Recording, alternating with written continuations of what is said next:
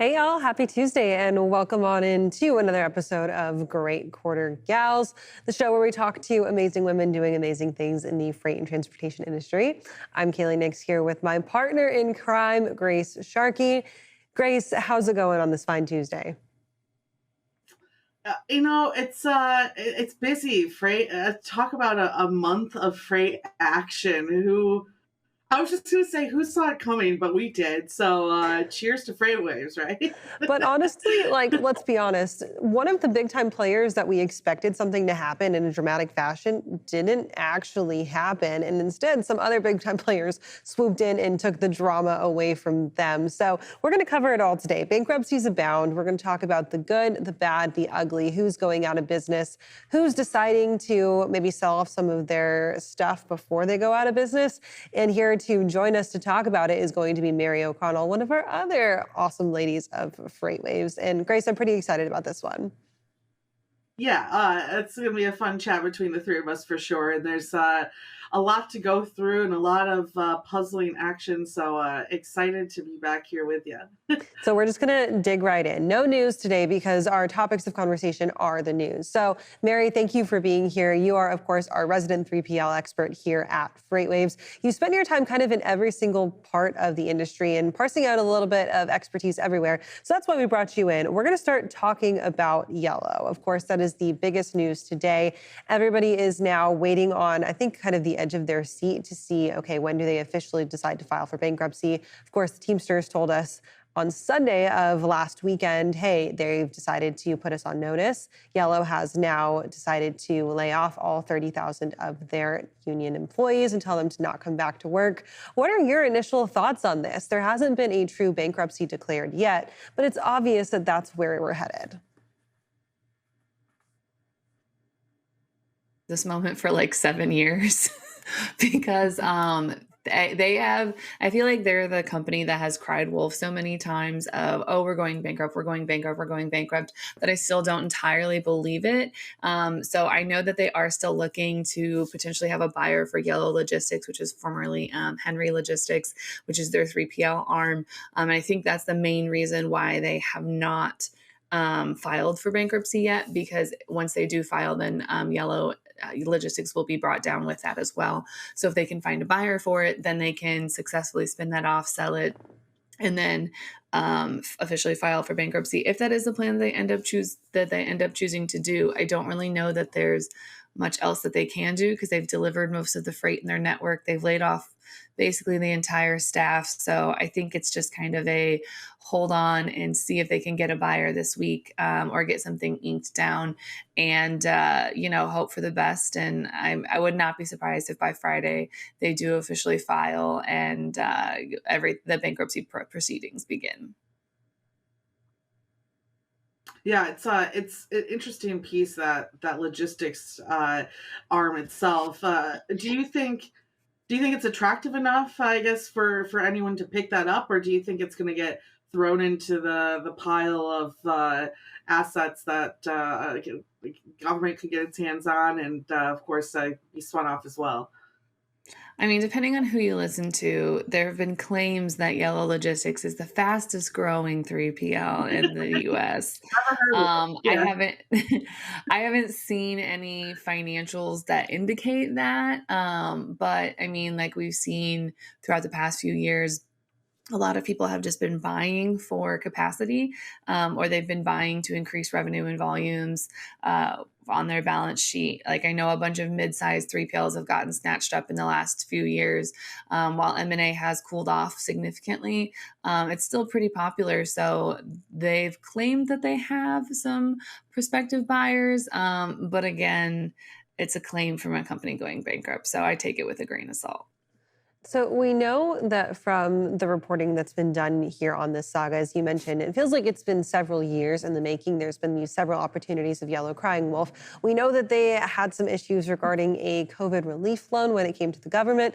The government's not going to come bail them out of this one. We know that we've seen them acquire several different groups, all the way from Roadway back in 2003, USF in 2005. Of course, they have the issues with Penn and New Holland with the union negotiations.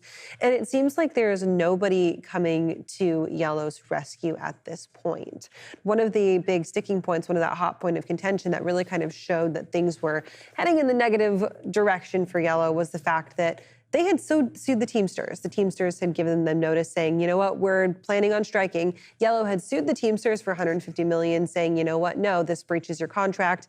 And then a judge said, you know what, the Teamsters are well within their grounds to strike. That was kind of the beginning of the very end. That judgment was handed down last week. Then we saw some issues with pension, retirement, and benefits payments, and now eventually this step. Of course, as I mentioned, there's not a whole lot of people who are willing to step in and save Yellow here. But Mary, what do you think would be enough, if there's something that would be enough that would help save them? Are we talking about now maybe divesting out those things that they had acquired, maybe liquidating some assets and selling things off in order to just keep the company alive, even if it's not operating? I think that I honestly don't know that there's much short of a blank check that says, here you go, here's a giant check. But they kind of had that in the form of their COVID PPP loan. They got $700 million. And I, for one, would love to know where they magically made that go in a couple of weeks or a couple of months. But I mean, again, I'm not running a company. I'm not running a giant LTL carrier. To me, $700 million seems like enough to sustain a company for a while, but, you know, I'm not making those day-to-day decisions. But I would imagine that I don't even know that there's that much left to really sell off within the company, because a lot of their equipment is older.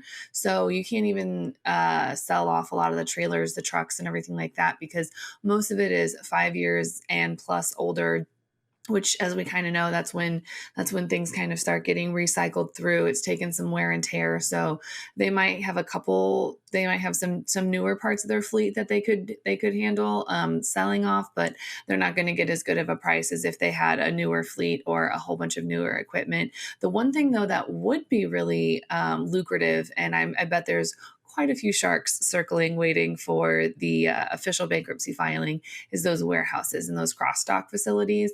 Because as we know, warehousing has been extremely tight across the country. And, you know, Yellow has warehouses and facilities in a lot of major markets where there's not a lot of warehouse availability. So I would not be surprised if that's the one thing that they sell off and is the one that everybody clamors for. However, if they can get it sold off before it gets lumped in with any bankruptcy filing, I think that it would more than likely just get turned over, get caught up in those assets before it's able to do anything. Yeah, it's interesting. I was driving around the other day and I saw a Central trailer just kind of hopping around, barely making it. So you never know. The assets, to the right person could be worth something. You could say that, but no, I completely agree with you, Mary. I think the biggest point right here is what they can sell off in that property as well. You're right. There are people that would gladly swoop up that those buildings in particular. I do kind of wonder. I think Craig actually tweeted this a couple days ago. I do think that they're worth more than we expect, but I know I've seen a couple of even Mark Solomon's articles about warehousing space in particular, and how out of date a lot of spaces are today for the technology that we're looking to put in a lot of these warehouses in the future. So I go back and forth on that. But again, I think it's definitely an asset to someone. And I definitely agree that its assets itself are worth more than the company living on today. Oh, absolutely. I think it's really going to be a matter of, what are the condition of those warehouses? Because if they have a warehouse in the middle of, I don't know, Philadelphia, there's not exactly a lot of square footage that you can buy in Philly. So if it already has a good location, how much would it cost for me to retrofit it? Maybe put some autonomous vehicles or autonomous warehouse things in there and see. So it's just kind of the structure's already built. How much can I modify to myself and get it to be what I need it to be? Because honestly, the biggest thing is that it's just on land that it just doesn't exist anymore. Like, you can't just go buy significant plots of land sometimes. So, Mary, one of the very interesting things about this is kind of what's going to happen to the market. And I talked with Todd Mated about this morning on FreightWaves Now, the ripple effects that are going to stem out of this. We saw some of our big time LTL carriers report their earnings last week and give us kind of just these like anecdotal notes saying that, hey, you know what, we've seen volumes uptick in these last couple of weeks. Nobody directly attributed it to the yellow shutdown and the fact that customers were starting to pull their freight. But a lot of folks were saying, okay, you know what? We are established and we have the ability to source capacity. ArcBest President and CEO Judy McReynolds was quoted saying that they are willing and able to support their customers the best way possible. Anecdotally talking about yellow, of course. And those carriers like Old Dominion, like Saia, like ArcBest are poised for really, really good operations in the space, thinking specifically of Old Dominion.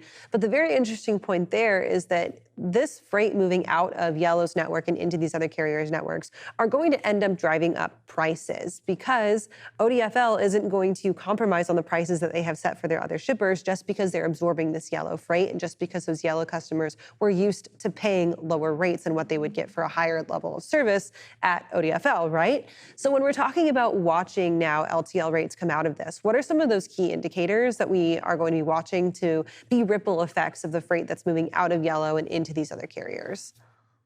Well, first of all, I have never been happier to not be working in LTL pricing than I have been right now, having gone through two pretty significant carrier bankruptcies in the middle of a pricing team trying to go live with one of the carriers the next day. It's pretty much just a mad dash. The good thing is that unlike with two previous LTL carriers that have gone under New England Motor Freight and Central Freight, we have a lot of notice with Yellow, so you can get them off the account. You can get, you can get that blanket pricing back in before you get some new customer specific pricing out there. The biggest thing now is that just tell your customers, because chances are your customers have decided that they would like Yellow and they were insistent upon Yellow because unfortunately in the last few years, Yellow did gain a reputation of not exactly having the best service. So something that they need to, or something that, you keep in mind when you have something like this is you might be paying more in claims and damages and accessorials and for service failures. But your actual base rate technically is lower. Whereas now it's really important to, especially if you are a pricing manager or if you're a 3PL, you need to educate your shippers on, yeah, you might be paying a little bit more on this base rate, but you're going to save on claims and service failures and everything like that if you pick a more reliable carrier. Now, that being said, there are still cheap carriers out there. There are still carriers that will haul your freight for dirt cheap rates, and your stuff will probably get there eventually and hopefully in one piece. Those carriers are out there. They will never go away. There's always going to be one or two. But it's really important to, remember that, it's an opportunity right now. Everyone in the industry knows that Yellow's out and all that volume has to go somewhere. So everyone is naturally increasing their rates. Give it a couple months and things will come back down as all those contracts and customer specific pricing gets reworked. But the number one thing is just, be prepared because there's going to be some people taking advantage. And if you see someone that's head and shoulders above everyone else in the industry, like if you see someone that's consistently significantly higher or providing less advantageous discounts, then you just need to kind of call them out on it and say, look, all of your industry peers are doing this. Why are you trying to take this much of an opportunity? It's an uncomfortable conversation to have, but it's ultimately one that you need to have. And the good thing is with LTL pricing is that there's very much an industry standard. So if one person's up here and everyone else is down here, then ultimately this person's going to end up suffering with, not getting the freight volumes that they want, unless they intentionally designed it that way. There are carriers that will give you ridiculously poor pricing if they don't want any of that freight. I know that certain carriers like Old Dominion has a very specific freight profile they look for. ArcBest has a very specific one. So if you don't have that kind of freight mix, then chances are you might get some slightly different or some slightly out there rates. Yeah, there's going to be a lot of shippers that are going to be surprised by, I think, what comes back to them, especially based off that profile as well. On top of the mix up that we're going to see with shippers and their freight, we have a large number of employees, right, that are now out there and available for pickup. And we're talking, I mean, not just the actual drivers themselves, but clearly warehouse workers, mechanics, uh, pricing agents, and et cetera, consumer or customer service. How should brokers kind of be navigating these available employees, and how could they, I mean, really take advantage of that workforce that's available out there now?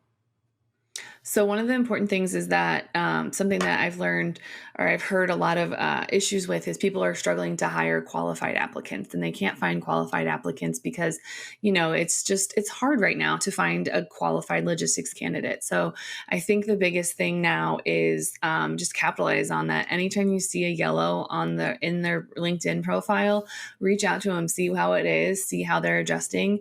Because I think I was looking today. I saw on Twitter, so take it with a grain of salt, but it was from Rachel Premack, so I'm pretty sure it's legit. But it was the schedule of everybody's severance pay. And it was, you had to be there for over 10 years to get more than 2 weeks severance pay. So, people are hungry. They're looking for a job. There's not a huge severance package involved in this. So if you have any openings, even in operations or, data entry or accounting or billing or anything, yellow, people have been around for a while and there is a strong talent pool there. So I would definitely reach out and get as many people from there as you can, because it's not the people's fault that this is happening. So I would definitely reach out, and those drivers are absolutely going to have so many calls. I'm going to say 2 years of severance for a decade of service is disappointing, but Yeah. not surprising. So, Mary, let's go ahead and move on to another kind of post-mortem going on right now about a company that has, in fact, filed bankruptcy. Someone who, again, lives in your other realm of expertise, the 3PL space. We're talking about Surge Transportation.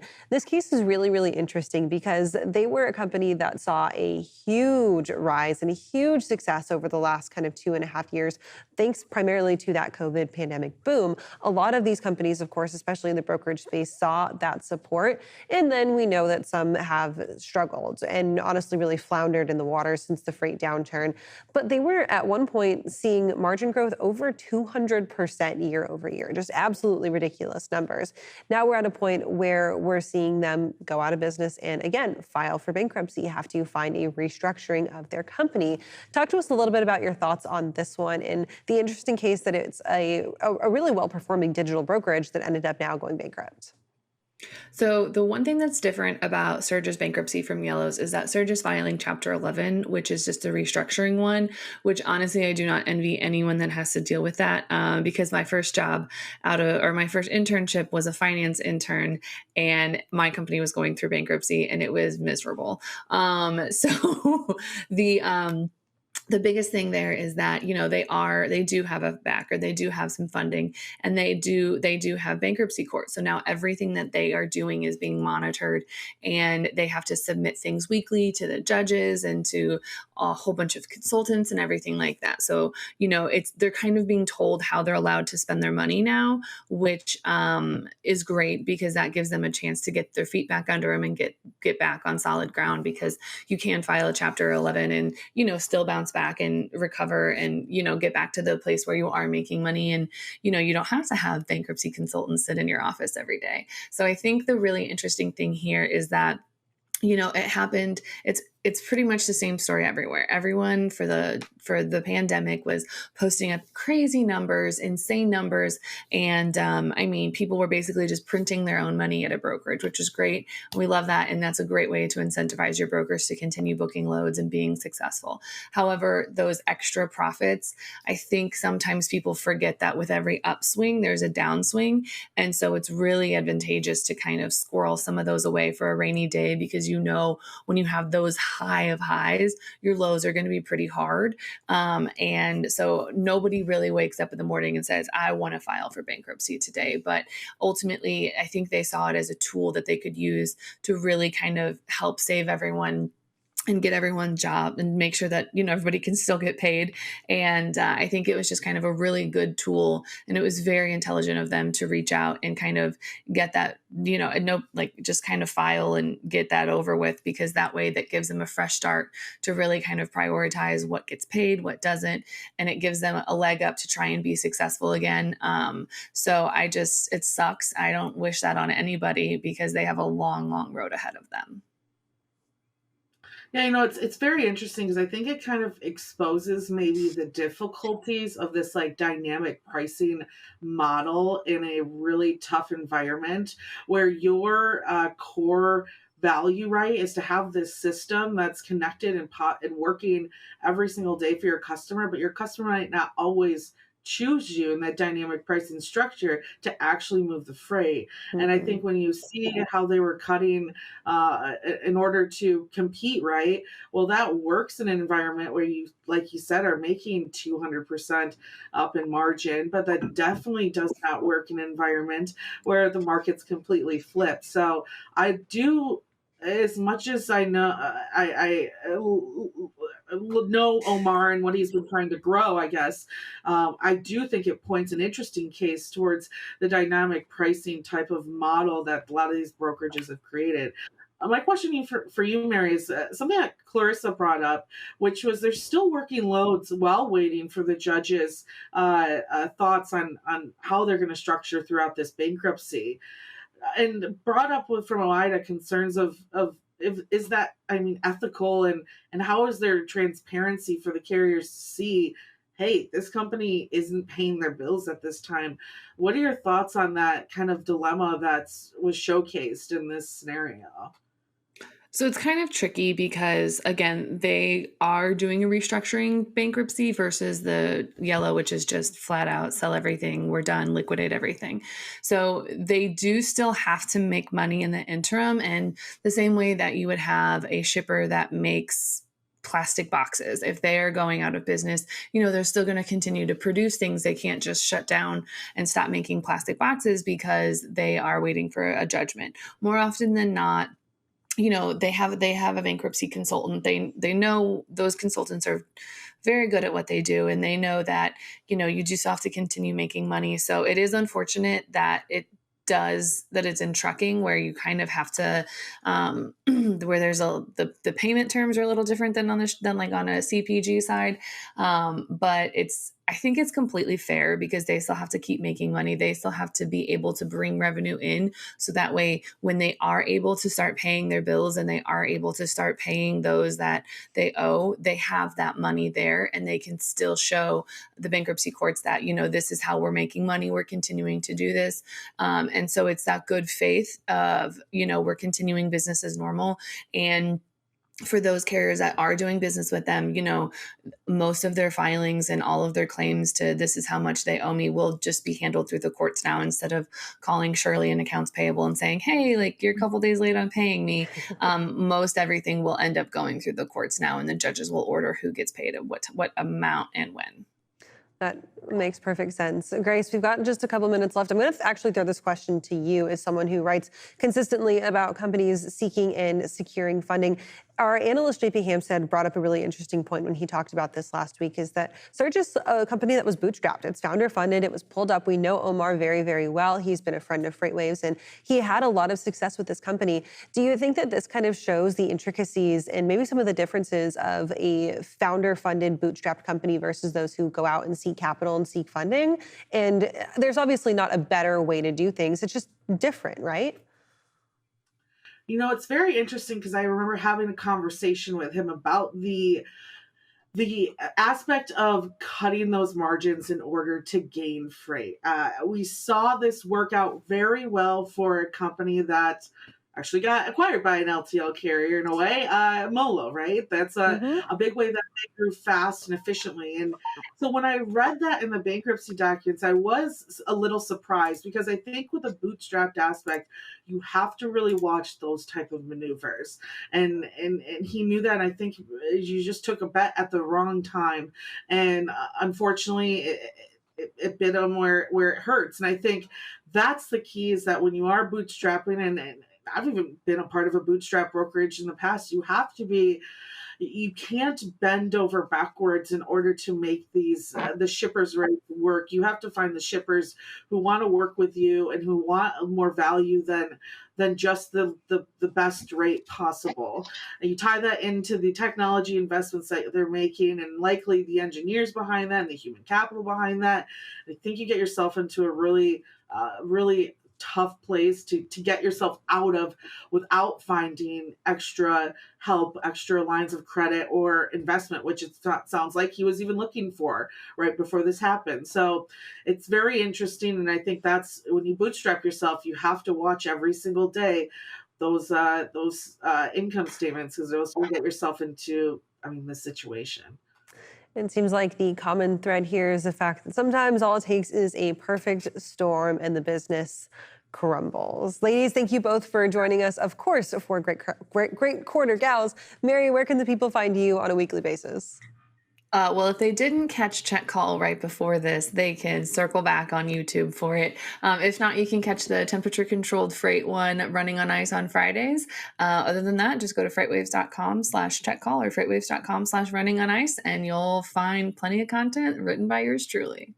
We can find Mary on the internet. Grace, we can find you on the radio. We've got Road Dog Radio with Grace Sharkey this evening from 5 to 7. Yes, we do. And we're actually taking calls from companies who have open position for drivers, mechanics, warehouses, workers as well. We had about 5 or 6 calls last night. So hit us up tonight as well, 8888 Road Dog or 888-876-2336, and let us know what you're hiring for. Love it. And Grace, you are an awesome resource for the community. Thank you guys for staying tuned with us on Great Quarter Gals. We'll catch you next week. Have a great Tuesday. 1, 2, 3.